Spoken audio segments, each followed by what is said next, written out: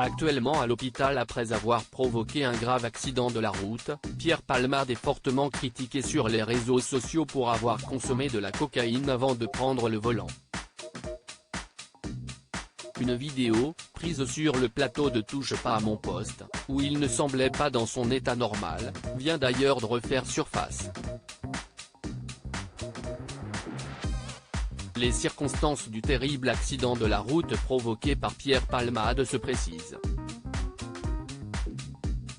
Selon les premières constatations, c'est son véhicule qui se serait déporté de sa voie, provoquant un choc frontal avec un autre véhicule dans lequel se trouvait un homme de 40 ans, son fils de 6 ans et sa belle-sœur enceinte, qui a perdu son bébé.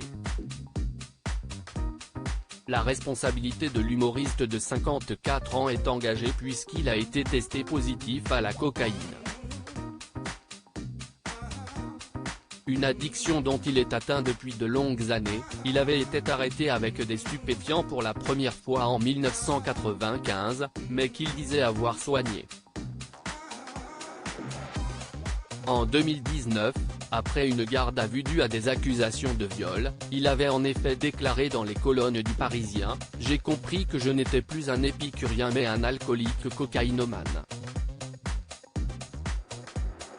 Depuis un an, je prends véritablement les choses en main et fais tout pour arrêter cette saloperie de cocaïne. Je suis dans une phase de rétablissement solide, parce que je suis très bien entouré. » Quand Pierre Palmade se défendait d'être sous l'emprise de stupéfiants pourtant, moins d'un an après, en 2020, il était apparu dans un état préoccupant sur le plateau de Touche pas à mon poste. Dans un extrait qui vient de refaire surface, Pierre Palmade se défendait d'avoir pris quelques substances que ce soit après une vague de commentaires à ce sujet.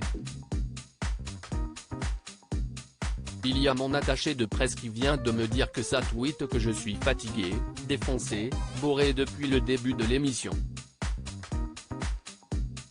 Mais pardon ? C'est juste que je suis intimidé d'être ici alors je ne sais pas s'il faut être drôle, s'il ne faut pas être drôle, avait-il martelé, tout en bafouillant et en se perdant dans ses propos.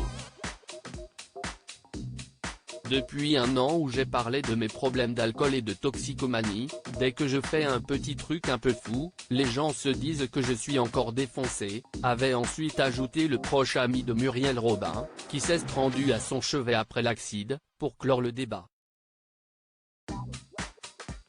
Mais les internautes, eux, en sont persuadés, Pierre Palmade n'a jamais vraiment réussi à vaincre ses vieux démons.